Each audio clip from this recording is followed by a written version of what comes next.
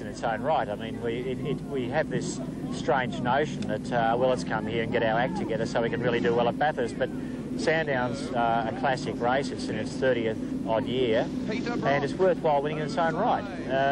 Sure, we're going to learn a lot from coming here, and I'm sure the guys are going to make mistakes, but I've been saying to them, hey, boys, let's win it.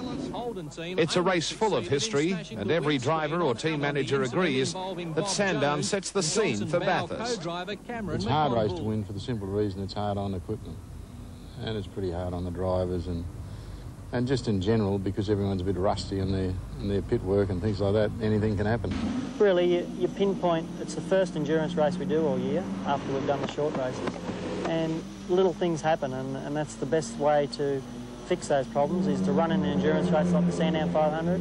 On Thursday, the media were let loose in the pits and in the cars, with a few familiar faces donning the helmet and heading off for a very quick look at the Sandown track. National Touring Car Champion Mark Scaife is driving at Sandown for the first time in 4 years, preferring to spend the lead-up time to Bathurst in private practice. Team manager Fred Gibson believes there's a lot of work to be done after this afternoon's race. You set the car up essentially the same for Sandown as you would for Mount Panorama?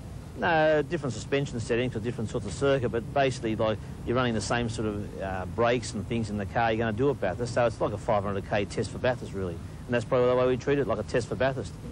And with today being Father's Day, spare a thought for 19-year-old Stephen Johnson, son of Dick, now a proud member of his dad's racing team.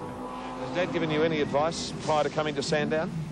Well, he basically keeps telling me you don't have to take the risks in the race that you do in qualifying, and just to relax. You know, if you tense up too much, you start to feel a bit wound down. You lose a lot of energy, you get sore arms. So you just basically, to try and relax, drive as smooth as you can and try and keep up a reasonable pace. At yesterday's qualifying session, it was Peter Brock and Thomas Mazzera who grabbed pole position, a masterful display of tactics and driving skill. Brock hit the track early, with only light rain falling. He set the fastest time. As the rain became heavier, it was up to the other drivers to better that time.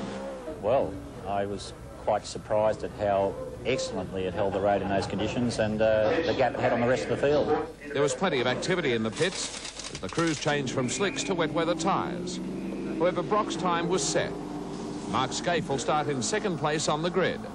Yeah, we didn't really time our run particularly well, so it's probably as good as we could have expected. Peter and I, once we actually got into a wet run, there was very little in us, so... In third place is the Falcon of Alan Jones and David Parsons. Commodores fill the next 7 places on the grid.